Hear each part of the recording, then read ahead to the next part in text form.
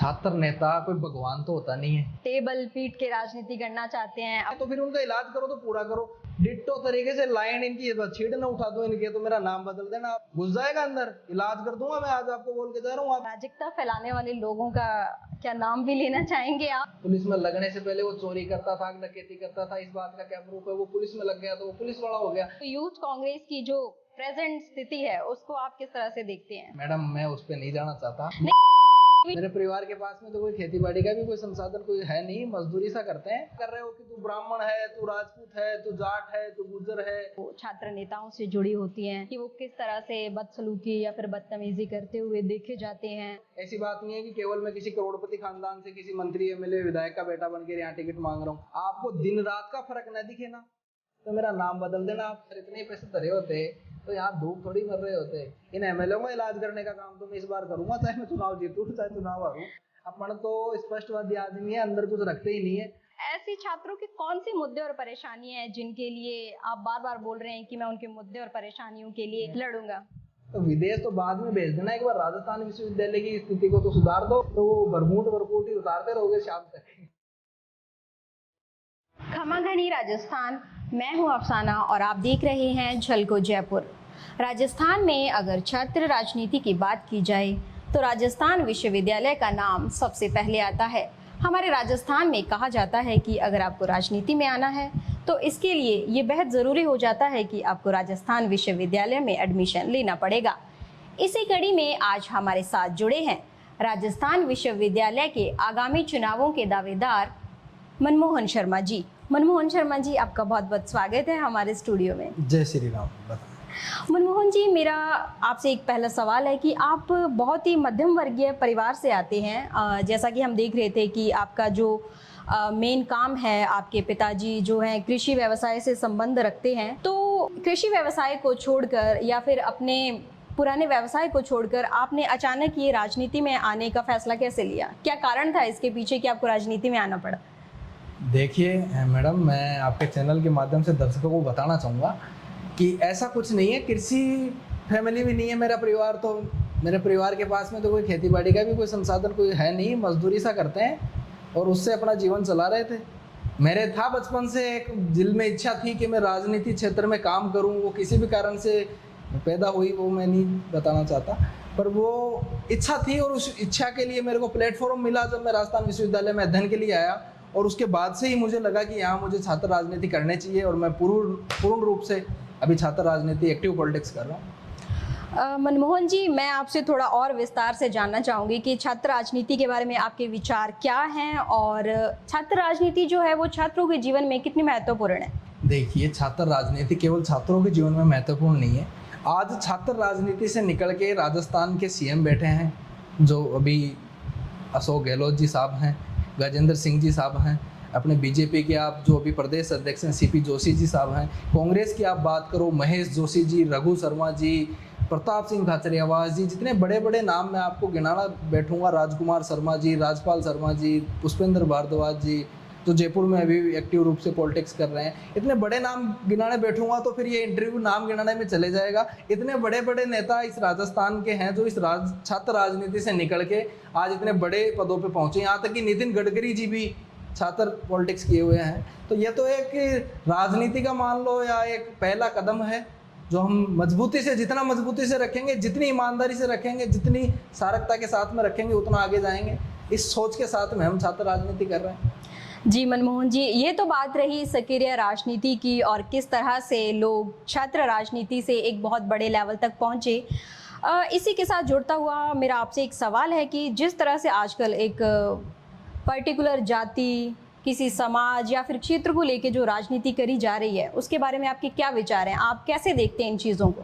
देखिए, ये एक नासूर बन जाएगा आने वाले समय के लिए। आज का विद्यार्थी, जो विद्यार्थी 15 साल, 18 साल, 20 साल, 25 साल, 30 साल का लास्ट है, उस विद्यार्थी को आप जातिवाद के जहर में घोल रहे हो। उसको आप जीवन में ग्रोथ की बात नहीं कर रहे, आप उसको जीवन में विकास की बात नहीं कर रहे, आप उसको जीवन में डेवलपमेंट कैसे करे, खुद की स्थिति कैसे सुधारे, घरवालों की स्थिति कैसे सुधारे, आप इसकी बात नहीं कर रहे। आप उसके साथ में बात कर रहे हो कि तू ब्राह्मण है, तू राजपूत है, तू जाट है, तू गुर्जर है, तू एससी से है। ये चीज़ें आप कहीं ना कहीं उनके अंदर एक नासूर बन रहे हो जो आने वाले समय पे समाज के लिए कितना खतरनाक साबित होगा, प्रदेश के लिए, देश के लिए कितना खतरनाक साबित होगा, ये ना मुझे पता है, ना आपको पता है, ना उस छात्र को पता है जिसके साथ में ये चाल चली जा रही है। तो ये कहीं ना कहीं बहुत ज़्यादा खराब है।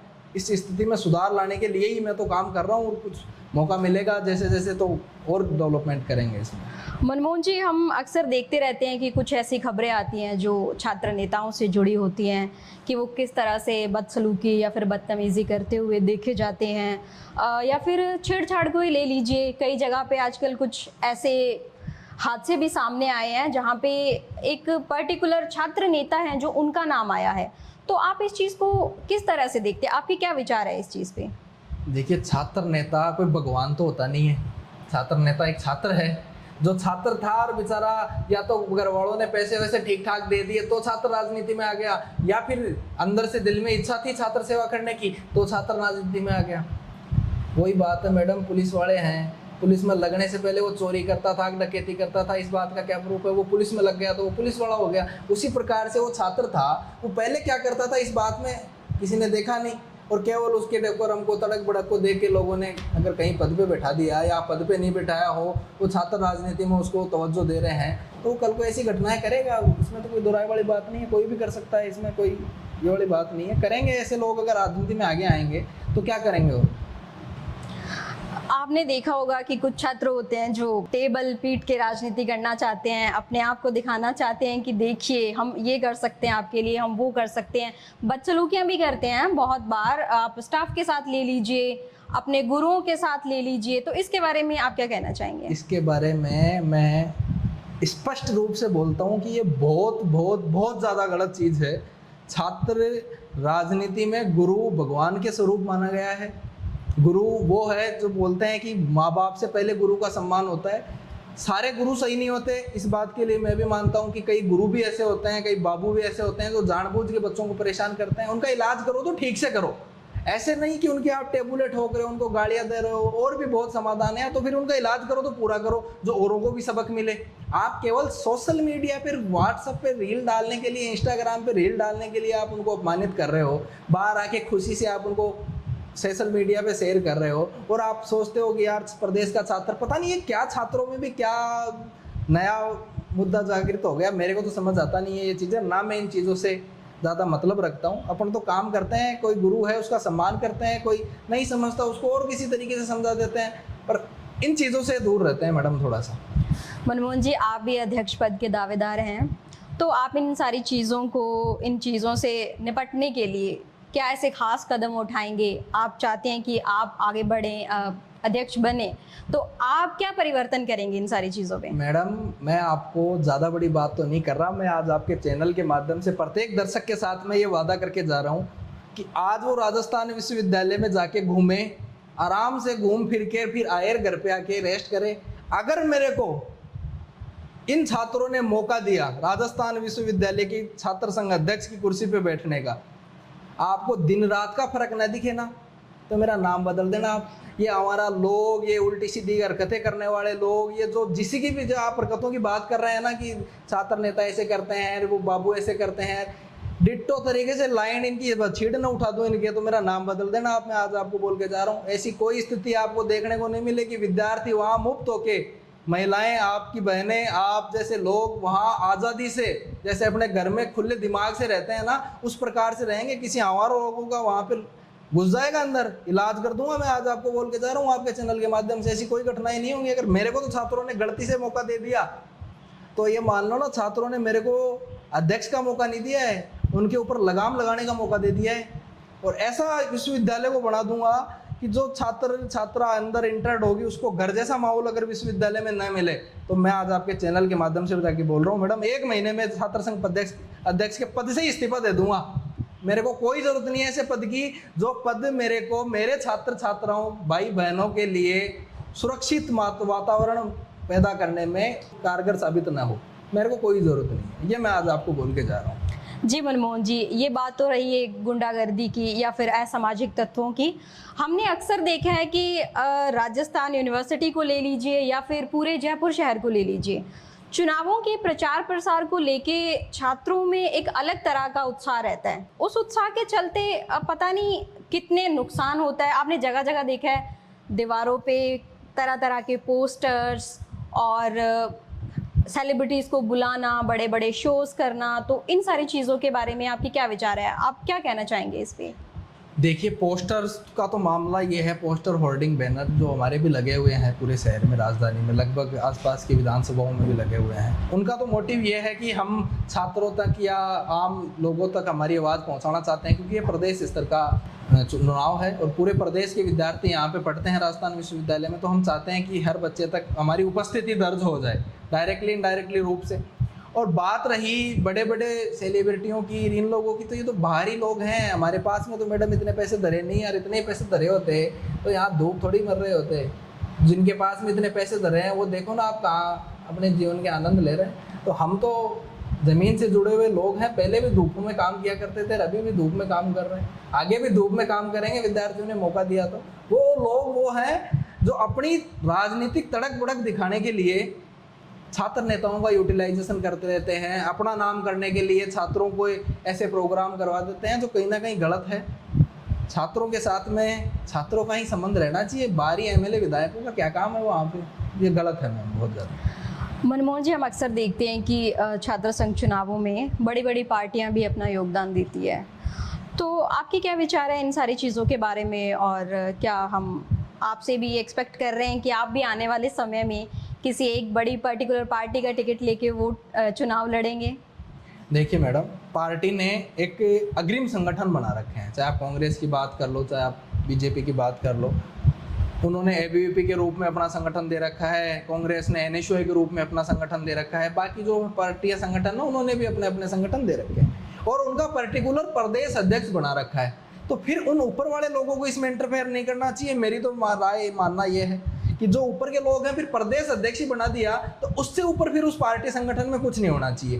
बाकी यहाँ देखने को मिलता है कि एमएलए 5-5 लड़कों से मिल रहे हैं, उनको फोन कर रहे हैं, कैंपेनिंग कर रहे हैं।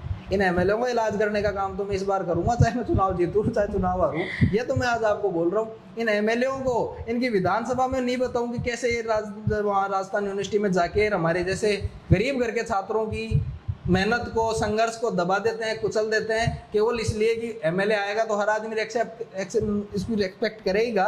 हर विद्यार्थी ये चाहता है कि यार किसी एमएलए के साथ फोटो हो जाए, वीडियो हो जाए, तो वो उसको देख के गलत उसका इस्तेमाल करते हैं, अपने पद का दुरुपयोग करते हैं। हम भी करेंगे, आप टेंशन मत लो। उनकी विधानसभा में जा जाके जो आज पहचान है ना, छोटी और चाहे बड़ी हो, इस पहचान का पूरा यूज करूंगा उनको चुनाव हरवाने के लिए। घूम घूम के गाँव गाँव में, डाणी डाणी में जा जाके प्रचार करूंगा इन्होंने कैसे शहर में अराजकता फैला रखी है, इसके खिलाफ।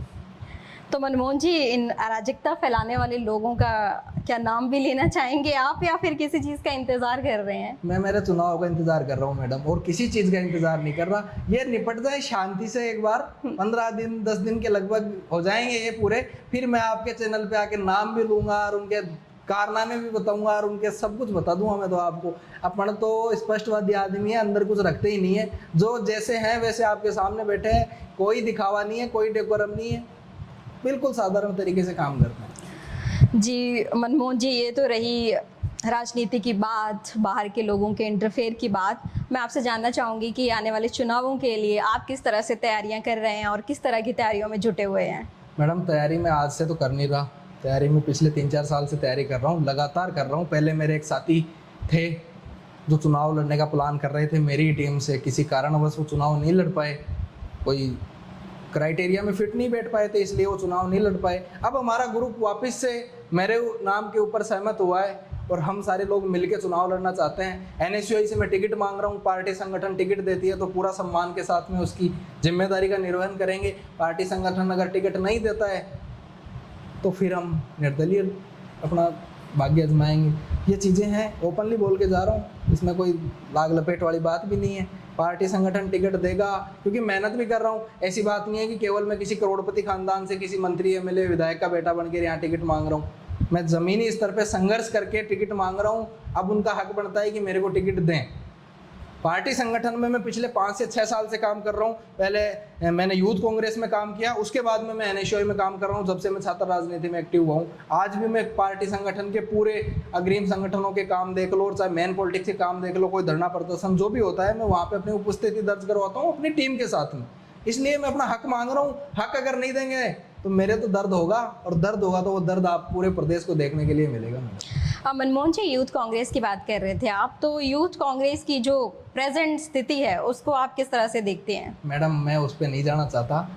नहीं, आप पार्टी विशेष की या फिर पार्टी संगठन की बात कर रहे थे, बता रहा हूँ 15 दिन बाद में आप बुला लेना, मेरे चुनाव हो जाए, आप बुला लेना, मैं आपको बोल जाऊंगा। मेरे कोई दिक्कत वाली बात नहीं है। अपन किसी नेता के गुलाम नहीं है, किसी पार्टी के गुलाम नहीं है।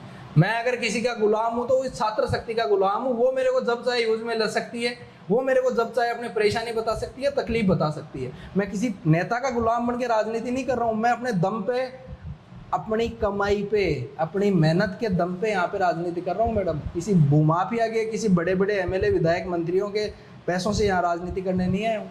संघर्ष करके यहाँ पे राजनीति कर रहा हूँ। मेरे बारे में जो भी जानते हैं सबको आप पूछ सकते हैं मेरे पीछे से भी कि मैं किस स्थिति से निकल के आया हूँ और कहाँ पे राजनीति कर रहा हूँ। वो वाली बात है मैडम, अपन किसी से डरते नहीं है। स्पष्ट आके बता जाएंगे आपको जो भी बात होगी। बिल्कुल मनमोहन जी, लास्ट में बस मैं आपसे ये कहना चाहूँगी कि कोई एक ऐसा मैसेज जो आप अपने छात्रों को देना चाहते हैं या फिर अपने कार्यकर्ताओं को देना चाहते हैं। देखिए, मेरे सभी छात्र छात्राओं के, पूरे प्रदेश की छात्र शक्ति से यही निवेदन है कि ऐसे नेता को चुनना जो आपका नेता बनने के बाद में आपके बीच में आके, जैसे आज वोट के लिए हाथाजोड़ी करता है, बैठता है, मिलता जुलता है ना आप लोगों से, वैसे आके मिले, न कि सामाजिक प्रोग्रामों में सापे माड़ाएं पहनने के काम में है, बड़े बड़े काफिलों के साथ में बड़े बड़े भूमाफियाओं के धोख देता हुआ मिले। ऐसा नेता गलती से मत चुन लेना। और चुना है उन लोगों ने, देख भी रहे हैं क्या हो रहा है, इससे बच के रहें।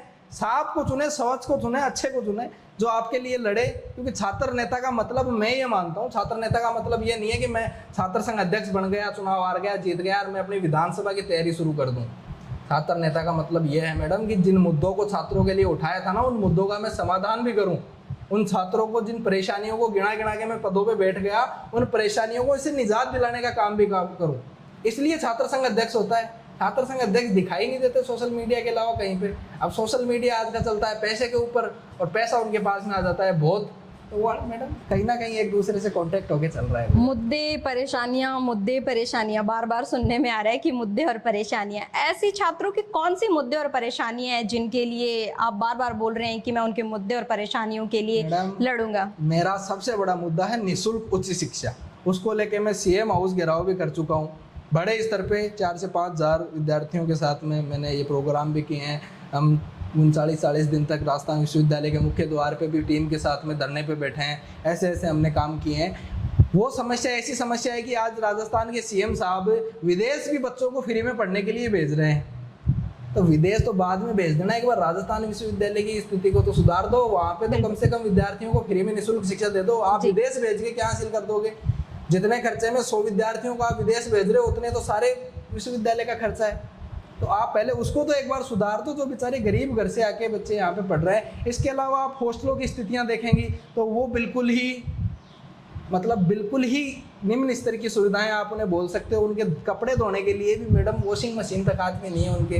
वो बेचारे पढ़ते हैं, कोचिंग जाते हैं, लाइब्रेरी जाते हैं, फिर सुबह शाम आके अपने कपड़े वॉश करते हैं। ऐसी स्थितियां हैं। खाने में कोई सुधार नहीं है, मतलब बहुत ज़्यादा स्थिति है। फिर विश्वविद्यालय कैंपस जो हैं उनमें गार्डनों की आप स्थितियां देखेंगी तो वहाँ पे भी बहुत ज़्यादा कोई ऐसा गार्डन नहीं है कि जहाँ पे आप घूम सको। और गलती से अगर आप निकल गए उस गार्डन के बीच में से तो वो बरमूट ही उतारते रहोगे शाम तक। ये बड़ा मामला है मैडम। तो ये चीज़ें मैं सुधारने की कोशिश करूँगा और इस माहौल को सुधारने का सबसे पहला काम रहेगा। बाकी परेशानियां तो पूरे 11 महीने में सुधार लूंगा, पर 1 महीने के अंदर अंदर इस माहौल को जो ये बिगाड़ रखा है ना, 20-20, 30-30 गाड़ियां गेट के ऊपर, बड़े बड़े होर्डिंग फ्लैग्स गेट के ऊपर, असामाजिक तत्वों की एंट्री, इसको पूरा डिटो तरीके से घुमा दूंगा कि मेरी कोई बहन वहाँ पे आज़ाद पंछी की तरह घूम सके। ऐसी नहीं कि वहाँ पे कोई ऐसी उसके मन में डर रहे। इन चीज़ों पे सुधार का काम करूँगा। बिल्कुल मनमोहन जी, हम आपके उज्जवल भविष्य की कामना करते हैं और बहुत बहुत शुक्रिया, आपने अपने विचार हमारे साथ व्यक्त करे और अपने विचार जनता के सामने रखे। आपका बहुत बहुत शुक्रिया, आप हमारे स्टूडियो में आए। बहुत बहुत धन्यवाद मैडम, थैंक यू। इसी तरह से छात्र नेताओं से बातचीत की सीरीज लेकर हम आते रहेंगे। आप सब लोगों का छात्र राजनीति के बारे में क्या विचार है, हमें कमेंट बॉक्स में ज़रूर बताइए। जय राजस्थान, जय जयपुर।